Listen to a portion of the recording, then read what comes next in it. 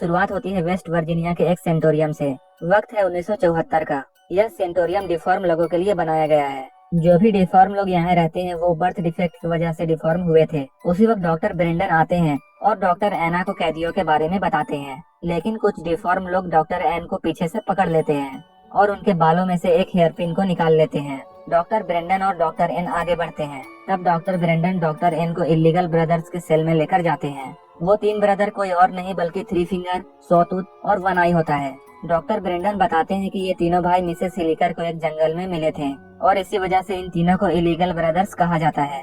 जब ये तीनों भाई मिले थे तब ये अपने पेरेंट्स को खा गए थे। उसके बाद डॉक्टर उसे सबसे खतरनाक पेशेंट के बारे में बताता है। ये तीनों अभी बच्चे थे लेकिन बहुत खतरनाक थे।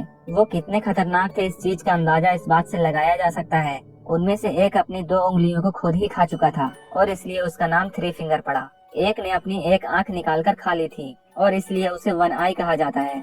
और इन लोगों में तीसरा जो कि अपने दांतों को दीवारों से रगड़ता रहता था और इसलिए वह सॉटूथ था। उसने बहुत सारे पेशेंट को काटकर बुरी तरह से जख्मी कर दिया था। इन बातों को सुनकर डॉक्टर इन कहती है कि ये तीनों इतने सारे दर्द को कैसे सह लेते हैं। तब डॉक्टर ब्रेंडन बताते हैं कि इन लोगों को तकलीफ महसूस नहीं होती है। इसके बाद वो लोग आगे बढ़ते हैं। वहीं दूसरी ओर जिस पेशेंट ने डॉक्टर एन के बालों से पिन निकाला था वह अब लॉकअप को खोलने लग जाता है। लेकिन वह ऐसा नहीं कर पाता है क्योंकि वह ज्यादा होशियार नहीं होता है। यह करते हुए वो तीनों भाई उसे देख लेते हैं, जिसे देखकर वो तीनों उससे पिन मांगते हैं, जिस पर वह शख्स इन तीनों की तरफ वह पिन फेंक देता है। उन तीनों भाइयों में सबसे तेज थ्री फिंगर उस लॉकअप को खोल लेता है। चुपके से ये तीनों भाई बाहर आ जाते हैं और सिक्योरिटी गार्ड को मार देते हैं। तब ये लोग कंट्रोल रूम में जाकर सारे सेल्स को खोल देते हैं। इसके बाद से वह जगह पूरी तरह से पागल खाने की तरफ बन जाता है। वो तीनों लोग डॉक्टर एन को पकड़ लेते हैं और उसे इलेक्ट्रिक शॉक देते हैं। ये लोग डॉक्टर एन को तब तक शॉक्स देते हैं जब तक उसका दिमाग पूरी तरह से पक नहीं जाता। इसके बाद वो लोग डॉक्टर ब्रेंडन को भी पकड़ लेते हैं। ये लोग डॉक्टर ब्रेंडन को बहुत बुरी मौत मार देते हैं। इसके बाद हमें 29 साल बाद का सीन दिखाया जाता है जहां हमें 9 स्टूडेंट्स देखने को मिलते हैं जो कि स्नो में मस्ती कर रहे थे। उन्हें रात होने से पहले अपने ठिकाने पर लौटना था लेकिन वह रास्ता भूल जाते हैं और वो लोग एक खतरनाक तूफान में बुरी तरह फंस जाते हैं। इसी दौरान उन्हें एक बिल्डिंग नजर आती है। वो सब लोग उस बिल्डिंग की तरफ बढ़ते हैं लेकिन वो लोग इस बात से अनजान थे कि वहाँ उन्हें कितना खतरा है। वो बिल्डिंग वही सेंटोरियम था जहाँ ये तीनों भाई रहा करते थे। जैसे ही ये लोग अंदर जाते हैं इन्हें पता चल जाता है कि ये एक हॉस्पिटल था। तब ये लोग आग जलाकर आराम से वहाँ बैठ जाते हैं। थोड़ी देर बैठने के बाद ये लोग हॉस्पिटल में घूमने के लिए निकल जाते हैं। ये लोग पूरी जगह की अच्छे से तलाशी लेते हैं। इन्हें ऑफिस में वाइन मिल जाती है। वहाँ उन्हें पेशेंट्स की फाइल भी मिल जाती है जिसे देखकर इन्हें पता चल जाता है कि यहाँ पर डिफॉर्म लोगों को रखा जाता था। वहीं दूसरी ओर हम देखते हैं कि ये तीनों भाई किसी को लेकर सेंटोरियम में आ रहे होते हैं। उन स्टूडेंट्स में से 3 लोग रात बिताने के लिए बिस्तर चेक करने के लिए जाते हैं और वहीं पर उन्हें कुछ नजर आता है। उन तीनों में से एक लड़का होता है जिसका नाम विंसिन होता है। वह चेक करने के लिए आगे जाता है। जैसे ही वह अंदर जाता है वह जोर से चिल्लाता है। बाहर जीना और केनिया उसके चिल्लाने के आवाज से डर जाते हैं लेकिन किसी तरह हिम्मत करके वो लोग विंसिन को ढूंढने जाते हैं। विंसिन उन लोगों के साथ एक घटिया मजाक कर रहा होता है जिसके बाद ये लड़कियां गुस्सा हो जाती हैं और वो लोग वहाँ से चली जाती हैं। तभी वनाई उनका पीछा कर रहा होता है। उन सबसे माफी मांगने के लिए विंसन अकेला ही जनरेटर ढूंढने चला जाता है। विंसन को जनरेटर मिल जाता है। वह जनरेटर को ऑन कर देता है। जैसे ही लाइट सारे हॉस्पिटल में आती है ये लोग पार्टी करने की सोचते हैं और ये लोग खूब मस्ती में वाइन पीते हैं और सारे हॉस्पिटल में हल्ला मचा देते हैं। लेकिन इस दौरान इन्हें पता नहीं होता कि कोई उन पर नजर रख रहा है। पार्टी करते करते ये लोग एक ऐसी जगह पर पहुंच जाते हैं जहां उन्हें एक फिल्म की डीवीडी मिलती है। डेनियल उसे एक प्रोजेक्टर में डालकर प्ले करता है। उस वीडियो में था कि इलीगल ब्रदर्स पर किस तरह के जुल्म किए जा रहे थे। उन पर बहुत तरह के एक्सपेरिमेंट किए गए जिनमें से कई एक्सपेरिमेंट बहुत खतरनाक थे। फिल्म देखकर एक लड़की कहती है कि उनका भाई इन तीनों के बारे में बहुत खौफनाक कहानियां बताता था। वह कहती है कि ये लोग बहुत खतरनाक थे और लोगों को बहुत बुरी मौत मारते थे और उन्हें मारकर खा जाते थे। लेकिन किसी को भी उसकी बातों पर यकीन नहीं आता है। तब सभी लोग सोने चले जाते हैं। रात को सब लोग अच्छे से सो जाते हैं लेकिन विंसिन को नींद नहीं आती है। तब वह बाहर जाकर टहलना शुरू कर देता है। वह देखता है कि सामने कोई खड़ा था। वह देखता है कि सामने उसी का दोस्त वॉटर है जिसके कैबिन में उन्हें लौटना था। जब वह उसके पास जाता है और उसे छूता है तो देखता है कि वह मर चुका है। वह जैसे ही पीछे मुड़ता है सॉटूथ उसके सामने आ जाता है और एक आयरन रॉड उसके सर पर घुसा देता है और उसे जान से मार देता है। अगले दिन सुबह हो चुकी होती है, लेकिन तूफान अब तक नहीं थमा था। वहाँ विंसिन मिसिंग था, इसलिए जैना विंसिन के बारे में सब लोगों से सवाल करती है, लेकिन किसी ने भी उसको नहीं देखा था। इसके साथ साथ उन लोगों का सारा सामान भी गायब हो चुका था, लेकिन वो लोग सोचते हैं कि शायद विंसिन इस बार भी कोई मजाक कर रहा है। सारे लोग विंसिन को ढूंढना शुरू कर देते हैं। उनमें से 4 स्टूडेंट्स बेसमेंट की तरफ जाते हैं। वहाँ उन्हें एक अजीब तरह का केज मिलता है, जहाँ बहुत तरह के खतरनाक हथियार रखे होते हैं। जब वह आगे बढ़ते हैं तब उन्हें सारे सेल्स मिल जाते हैं, जहाँ इन तीनों इलीगल ब्रदर्स को रखा गया था। कुछ दूर आगे बढ़ने के बाद वो देखते हैं कि वहाँ बहुत सारा खून लगा हुआ है, जिसे देखकर वो लोग डर जाते हैं। बेसमेंट काफी बड़ा होता है, इसलिए वो लोग अलग अलग हो जाते हैं और विंसिन को ढूंढने लगते हैं। अलग होने के बाद जेना किचन में जाती है, जहाँ वह देखती है कि सॉटूथ बोर्टन के टुकड़े कर रहा है। तभी थ्री फिंगर वहाँ आकर सॉटूथ को वहाँ से ले जाता है। यह सब देखकर जेना भी वहाँ से जल्दी से भाग जाती है। वह उन लोगों के पास आकर सब कुछ बताती है। तभी वॉटर के जैकेट में कुछ उनके सामने आकर गिरता है। केनिया उसे चेक करने के लिए जाती है।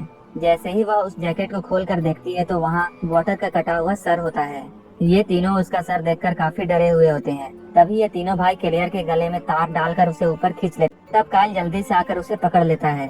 वह उसे बचाना चाहता है, लेकिन उसके खून से वह पूरी तरह नहा जाता है। इतनी कोशिश करने के बाद भी वह काइल को नहीं बचा पाता है। उसका सर धड़ से अलग होकर गिर जाता है।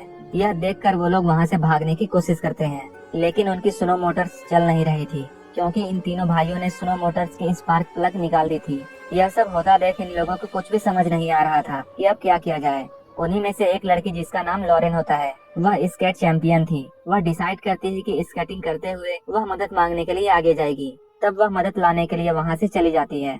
बाकी सबके पास गर्म कपड़े नहीं थे। गर्म कपड़े नहीं होने के कारण ये लोग आगे नहीं जा पाते हैं। तब ये लोग इंचार्ज ऑफिस में खुद को लॉक करने का प्लान बनाते हैं। तब ये लोग जल्दी से भागकर ऑफिस में जाते हैं और खुद को अंदर से लॉक कर लेते हैं। अपनी सेफ्टी के लिए इन लोगों के पास कुछ नहीं था। बेसमेंट में इन लोगों ने बहुत सारे हथियार देखे थे, इसलिए कुछ लोग उन हथियार को लाने के लिए नीचे जाते हैं। वहाँ पर थ्री फिंगर इन लोगों के पीछे पड़ जाता है।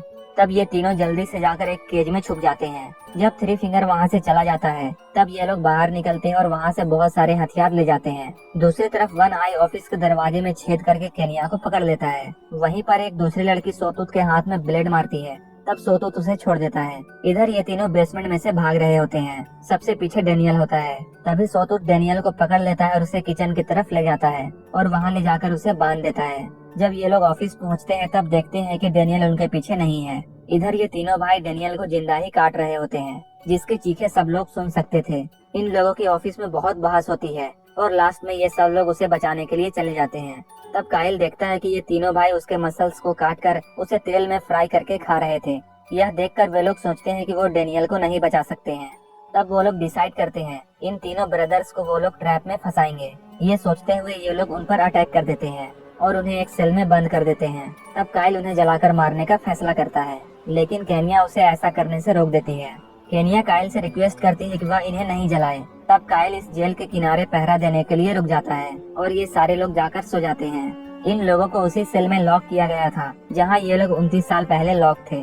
उन लोगों के लिए सबसे अच्छी बात यह थी, जिस पिन से इन लोगों ने उस लॉक को खोला था वह पिन अभी भी वहीं पड़ी थी। तब थ्री फिंगर अपनी स्मार्टनेस दिखाकर लॉक को खोल देता है और बाहर आते ही ये लोग काइल को पकड़ लेते हैं। जब केनिया काइल को चेक करने के लिए जाती है तब खुद ब खुद जनरेटर बंद हो जाता है और हर तरफ अंधेरा छा जाता है। और वहाँ पर आकर वह देखती है कि ना तो वहाँ पर काइल है और ना ही वो तीनों सेल के अंदर है। वह वापस आकर सबको बताती है कि वो तीनों सेल से बाहर आ चुके हैं। उसी वक्त कोई दरवाजे पर आ जाता है, जिसका फेस कवर होता है। वो लोग समझते हैं कि शायद ये थ्री फिंगर है, जिसे वो लोग बड़ी बेरहमी से मार देते हैं। वो लोग उस शख्स को इतना मारते हैं कि वो जान से मर जाता है। उसे मारने के बाद ये लोग उसका फेस देखते हैं तो उन्हें पता चलता है कि वो थ्री फिंगर नहीं बल्कि काइल था, जिसकी जुबान कटी हुई थी। उसे देखकर वो लोग वहाँ से भागने की कोशिश करते हैं, लेकिन ये तीनों भाई उनके पीछे पड़ जाते हैं। भागते भागते ये लोग उनके रूम्स तक पहुँच जाते हैं, जहाँ पर इन लोगों का सामान भी रखा हुआ था। वो लोग अपने गर्म कपड़े पहनकर खिड़की से बाहर आने का डिसीजन लेते हैं, लेकिन वह एक सेनेटोरियम था और इसलिए सारे विंडोज सील्ड थे। और वहीं पर उन्हें एक टूटी हुई खिड़की मिलती है, लेकिन उस खिड़की के पीछे बहुत सारी बर्फ जमी हुई थी। सारा उस बर्फ को हटाने लगती है, लेकिन उसी वक्त वो तीनों भाई भी वहाँ पहुँच जाते हैं। थ्री फिंगर दरवाजा तोड़ने की बहुत कोशिश करता है। थ्री फिंगर के बाद अब सोतूत उस दरवाजे को तोड़ने की कोशिश करता है। इतनी ही देर में सारा बर्फ से एक रास्ता बनाने में कामयाब हो जाती है और वो लोग वहाँ से बाहर निकल जाते हैं, लेकिन जेना बाहर नहीं निकल पाती है और वो वहीं फंस जाती है। सोतूत ड्रिल लेकर उसे मार देता है। बाकी तीनों जान बचाकर वहाँ से भागते हैं, लेकिन वो तीनों भाई भी इन लोगों के पीछे आते हैं। सॉ तो ब्रिजिट को पकड़ लेता है, जिस पर चाकू से वो उसके हाथ पर हमला करती है। तब वो उसे छोड़ देता है। दूसरी तरफ हमें लॉरेन दिखाई जाती है, जो बर्फ जमने की वजह से मर चुकी होती है। यहाँ साइड मोमेंट ये है कि रोड उसके सामने होती है, लेकिन तूफान की वजह से उसे नजर नहीं आया और वो हिम्मत हारकर वहीं बैठी रह गई। अब सिर्फ केनिया और सारा ही बचे होते हैं और केनिया अपनी जान बचाकर भाग रही होती है। वन आई उसके पीछे पड़ा हुआ होता है। अभी वो केनिया को पकड़ने ही वाला होता है कि सारा उसे मारकर नीचे गिरा देती है और वो लोग अपनी सुनो मोटर लेकर वहाँ से चले जाते हैं। वो लोग दोनों बहुत खुश होते हैं क्योंकि उन लोगों ने ये अपने प्लान के अकॉर्डिंग किया होता है। वो लोग इतने खुश होते हैं कि वहाँ पर लगी हुई वायर उन्हें नजर नहीं आती और उन दोनों का सर धड़ से अलग हो जाता है। तब थ्री फिंगर वहाँ आता है और उनके सर उठाकर वहाँ से ले जाता है और उनकी बॉडी वहीं पर पड़ी रहती है और यहीं पर यह मूवी खत्म हो जाती है।